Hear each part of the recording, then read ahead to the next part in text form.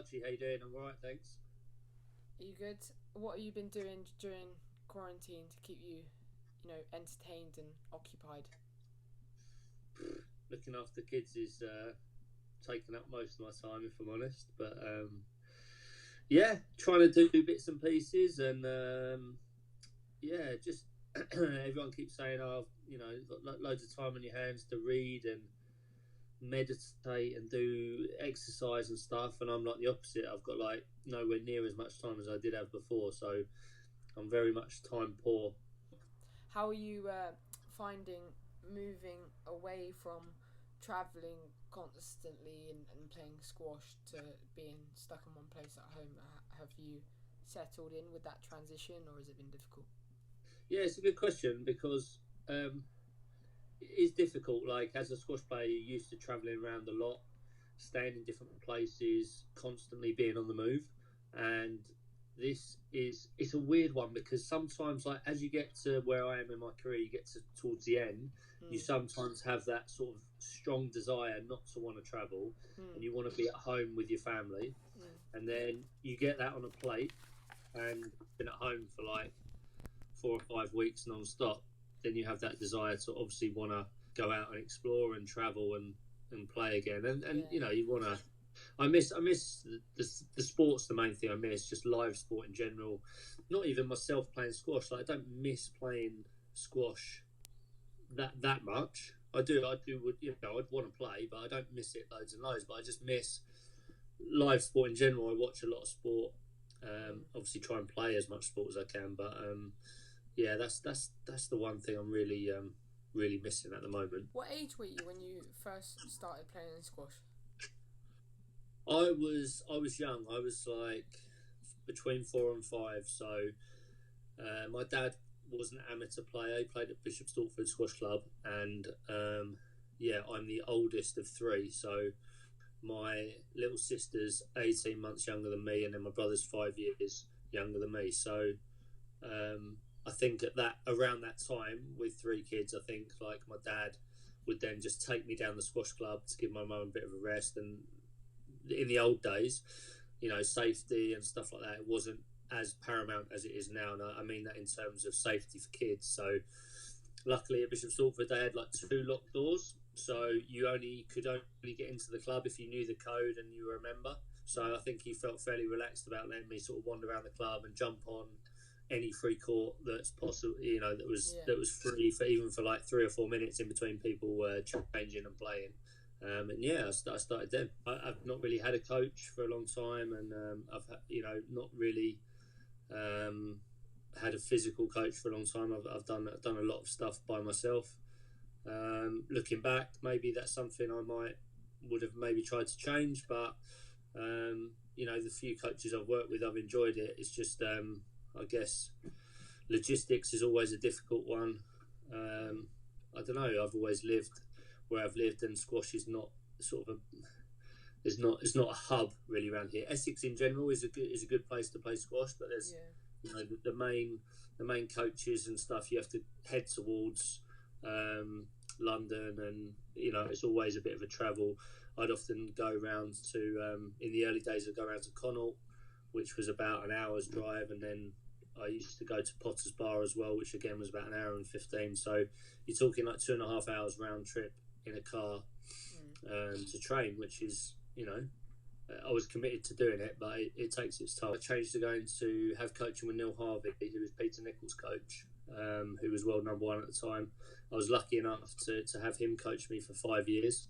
Mm. Um, and at the time, I probably didn't appreciate it as much as I could have done because you're a kid and you just get told what to do and you Yeah. go and do it. You look at things Um, differently. yeah, well, I didn't. If I'm honest, I didn't always enjoy the sessions, but looking back on it, the sessions that I did with Neil were unbelievably beneficial for me. Yeah. We did a lot of hard work on sort of technique, and he made me a much more mentally better squash player. He made me a lot more stubborn and gave me a really good all-round basic squash game, Yeah. which I'm very grateful for. And as you say, I didn't always enjoy the sessions with him, but what they did were always make me better. And so that was that period of time from like 15 to 19. I had quite a lot of success as a junior. James Wilstrop, the same age group as me, so I was always taken along behind Jimbo, number 2 in all the sort of rankings and stuff like that.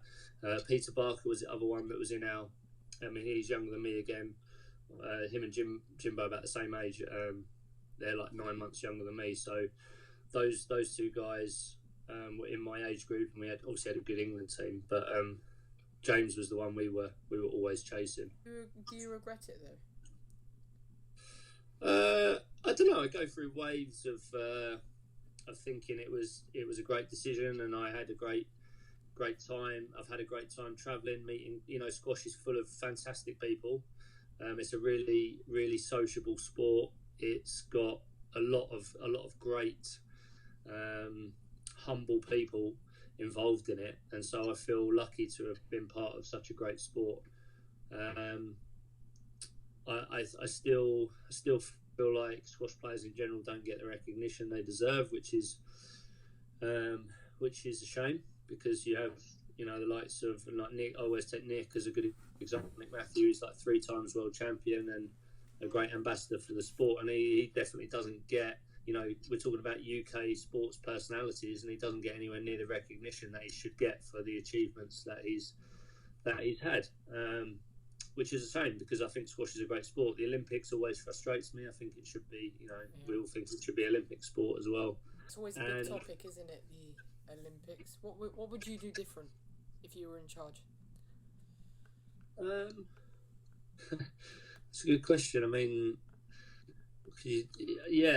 there's decisions that have been made by the World Squash Federation, which maybe weren't, in hindsight, the best decisions. Getting rid of certain people from agencies that I think probably would have got us in the Olympics. Person that we worked with previously for squash moved to surfing, and now surfing's in 2020 Olympics. I'm not saying that he definitely would have got squash in, but I think he would have had a much better chance if we'd made decisions and stuck with certain people. So there's plenty of other factors that come into play, and the IOC are not always very transparent about their processes and what they do, which is a shame. But they're an organisation run and dictated by corporate sponsors and money, unfortunately, and that's just the way of the world these days. FIFA's the same, or IOC. It comes down to dollars a lot of the time, which squash has never been a sport that's attracted those mega sponsorships. Hopefully that'll change. We haven't lost anything by not being in the Olympics, that's for sure. The sport's still been growing, and we've got equal pay for men and women, which I think is a massive positive in comparison to other sports. Doing a lot of positive things, I think, in the sport. So long may that continue. It got to a point last year when the women's world champs was more than the men's, which I don't think happens in many sports. So that created a talking point, which is a good thing. And on that occasion, the sponsors decided to put more money in the women's and the men's. And if that's what the sponsors choose, then that's absolutely fine with me. And I actually went to university after I finished studying at school. So at 18, I went to university, and James and Greg obviously went pro, along with Pete Parker, a few other players that were my age, and they all started doing really, really well on the pro circuit. So as I was coming to the end of university, I was thinking, okay, well, what options have I got? Oh, these guys are, Greg and James were already top 20, I think, at this point in the world. So I'm thinking, if I wasn't that far, I'm just behind those guys, maybe I've got a chance of doing well in the world sort of senior ranks. So I thought I'd obviously then give it a go, and worst case, I'd play for a couple of years, get to travel to some cool places, and then crack on with a real job. But I've ended up doing it until now. As a junior, you are naturally fairly inconsistent because you're still learning the game, and when you get it right, it goes really well. And when you don't quite get it right, your level sort of is a lot worse than it should be. Mm-hmm. Yeah. Did you win your club championships as a junior? I think I did. I think I'm on the board. Nice. good. And what would you tell a junior Selby now if you had the chance? What would I tell him? I've sort of got the opportunity because my oldest is pretty much exactly the same as me, Noah. What would I tell him? What would I tell myself? Well, in terms of like giving advice on what to do differently.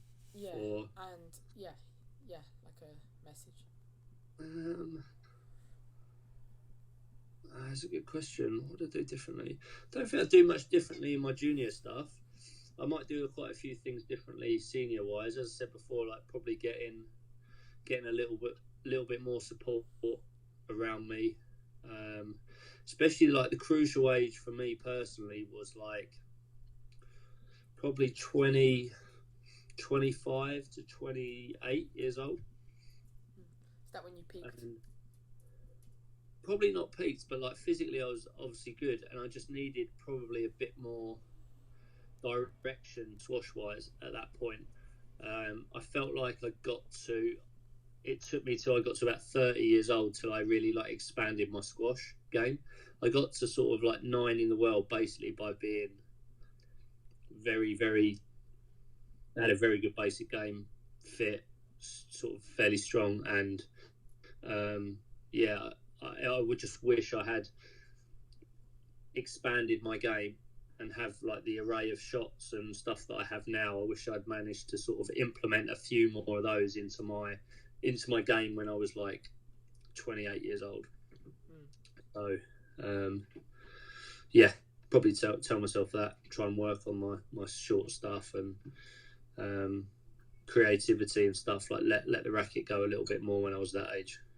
If you took the junior Selby and dropped him into the Egyptian setup, do you think you would have been even more successful? Oh, that's a good question. Oh, actually, that's a great question. Actually, I've never been asked that before. Yeah, I mean, quite possibly. In terms of they're very competitive over there, especially as like they really push each other very, very hard. And I think the amount of good players they have over there. I'm a competitive person. I think it would have forced me to be even better than I was. So I think the ability to be able to train with those types of players day in, day out, I think I would have again thrived in that. So yeah, I would say yeah, and that's not to say the English setup didn't give me a lot of good things. Oh, of course not. Playing as a team for England, I think I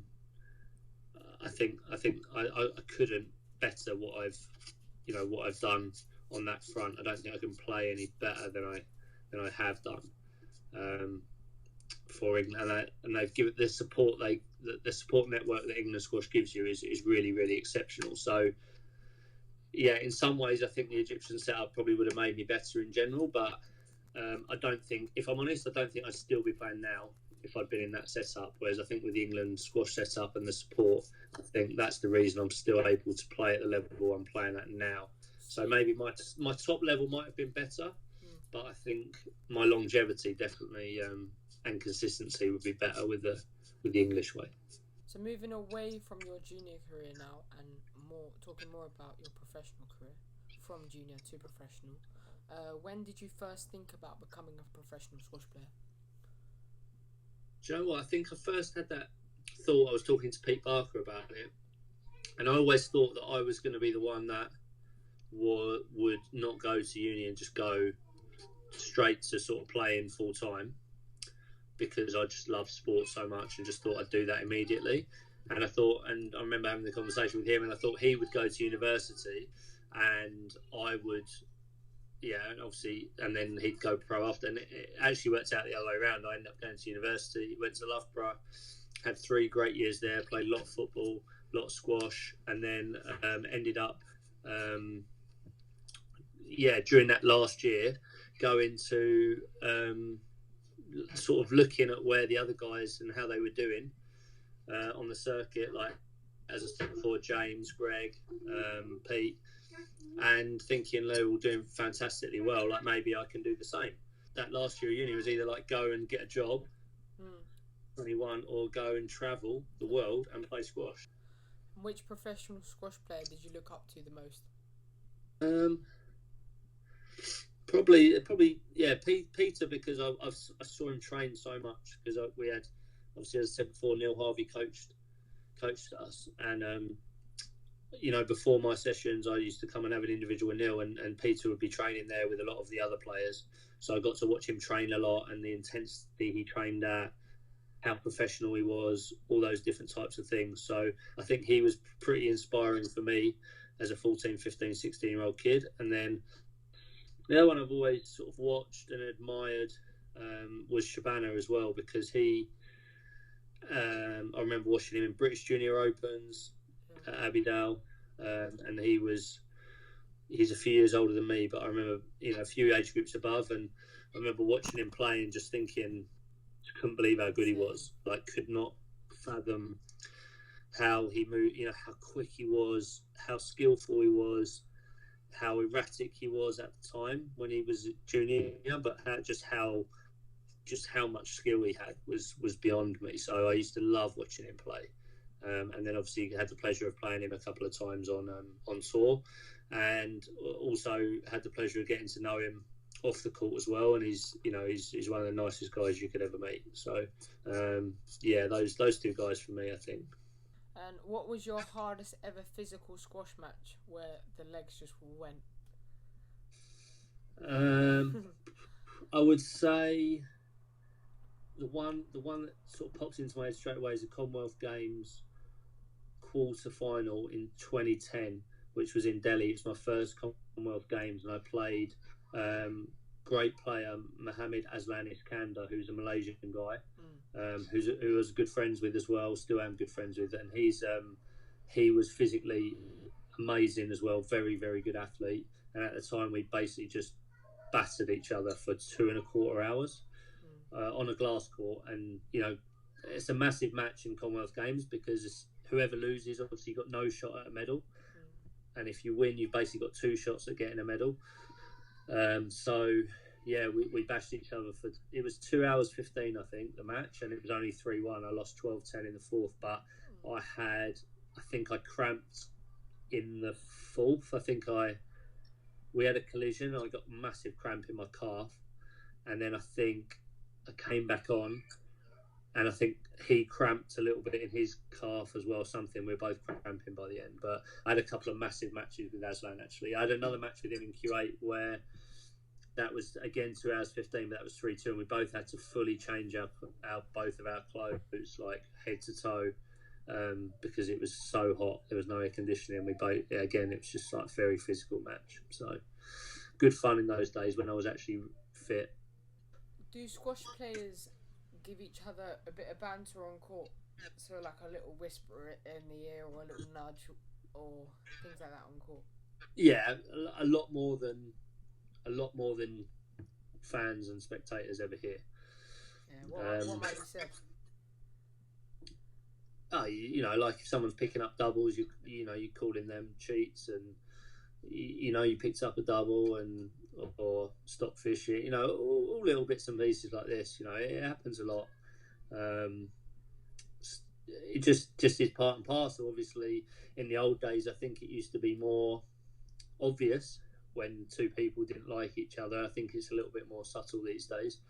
I think in general people get on better, and I think there's a lot less problems of that sort of cheating and blocking, because we now have obviously Squash TV, and we have video replays, and you don't want to be the one caught taking a double or accused of blocking and stuff. So I think that's cleaned it up a little bit. I don't think the quality of refereeing necessarily changed that much.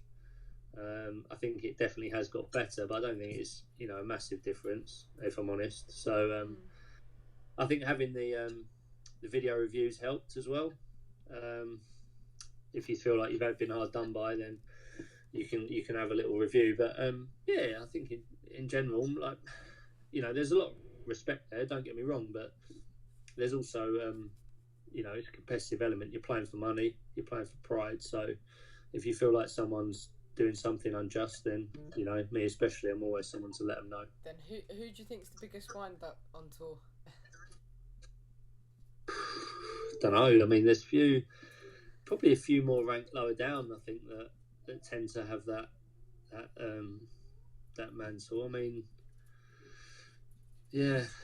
A few of the English boys are quite good at that. Charles, obviously, well. Yeah. Sharply. He's always been good at that on court. But in a subtle way, having a word here and there. But I don't know what. It's probably a lot less these days. Power was very good at it in the old days of winding his opponent up and getting in their head, and I think that's part of it. It's if it's done in the right way, it can be like good gamesmanship and trying to put your opponent off. There's obviously a line that you don't want to cross, but I don't think it happens as much these days as it probably could. It would make it more interesting if it happened a little bit more, I think. With yourself and James reaching the twilight of your careers and Nick retiring, are you happy with your current level of England squash players? The guys and girls that are coming through now, I think there's lots of very, very good potential. In football is a good example. Like, why aren't Man United currently still dominating? Do you know what I mean? It's like other nations, other teams, other whoever, they learn and they grow and they get better. Egypt has obviously done that more recently. I wouldn't say, it's not even necessarily if England's got, less strong. It's just it's maybe a tougher environment out there, and it's very cyclical. So we had a good group of players, and I'm sure England squash will come round and have another very, very good group of players where they're all the same age at the same time and can have a great team. But yeah, there's lots of good players coming through, that's for sure. So we just need to keep supporting them, keep developing them, and I'm sure each individual will be trying their best to achieve like as much as they can in the game. And there's it's up to people like myself, Nick, James, Laura, Jenny, Alison, whoever else you want to throw in there. It's to keep trying to pass on knowledge, experience, all stuff like that. And I understand you have a lot of interests outside of squash. What will you focus on when you retire? Yeah, as I said earlier, like live sport for me, sport in general. I love all sports really.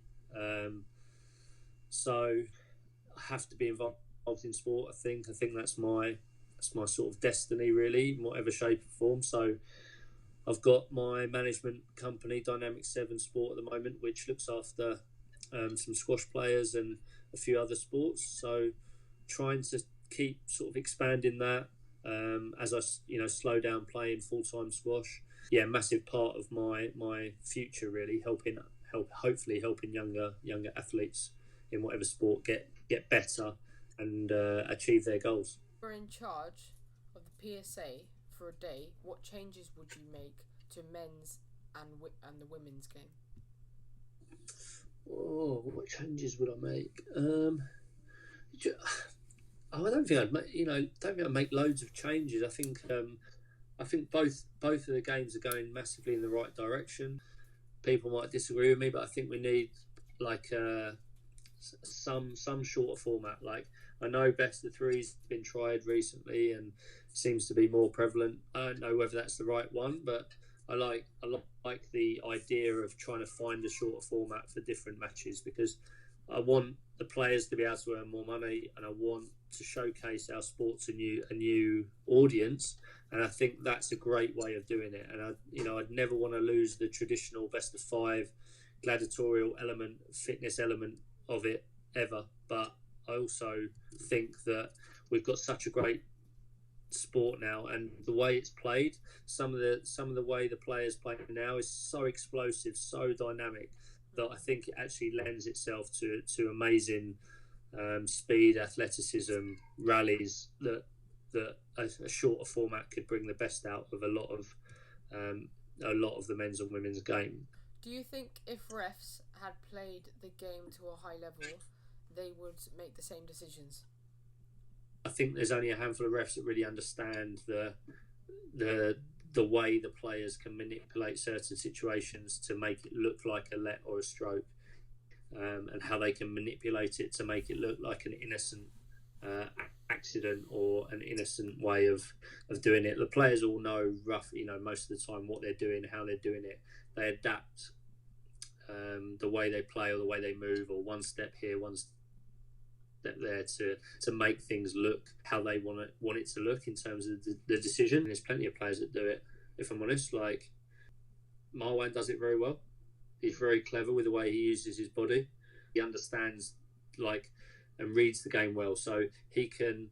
Not saying he does it all the time, but he can manipulate a situation, know which shot you're going to play, and maybe hang on one side or the other and not let you out and make it look like a stroke if you've not hit a great shot. Which, let's be honest, we've all done it. Like I've done it plenty of times in close matches where I know someone's going to hit a shot in a certain area, and I'll take a position that 7 times out of 10 I can get a stroke out of.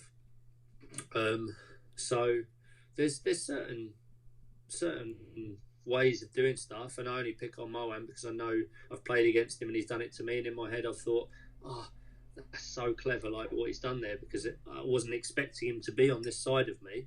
I was expecting him to be there, but I've hit a shot thinking he's going to come around the front of me, so I've hit a shot a bit deeper, and then suddenly he's behind me and I'm actually in the way, and it looks like a stroke because I've thought he's going the other way, like around me or something like that. I had to pick 3 squash players to handle our Olympic application. Who would they be? I would pick James Willstrop.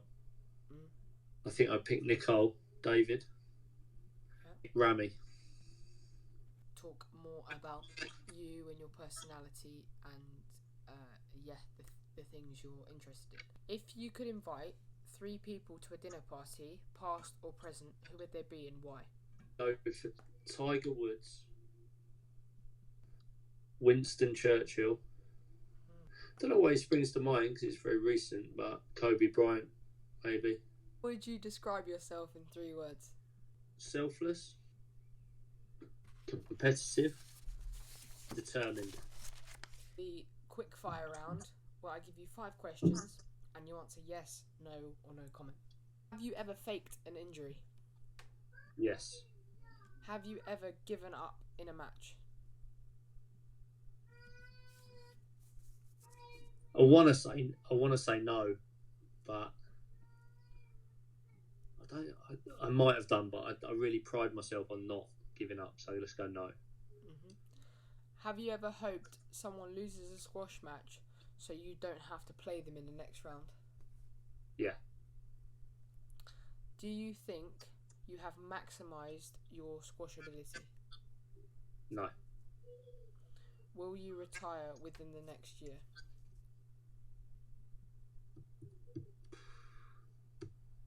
Not sure. No comment. No comment. Okay. Cool.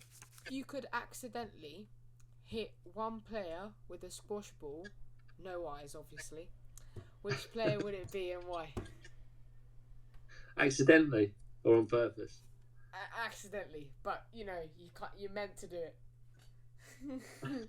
But you say publicly it's an accident. Asal, just for being so good at a young age and being so big, I think I'd just give him a little drill by accident. He'd probably get me back straight away. Well, that's the end of the interview. Thanks everyone at home for watching, and thanks so much for your time. And no worries, pleasure, Archie. Yeah.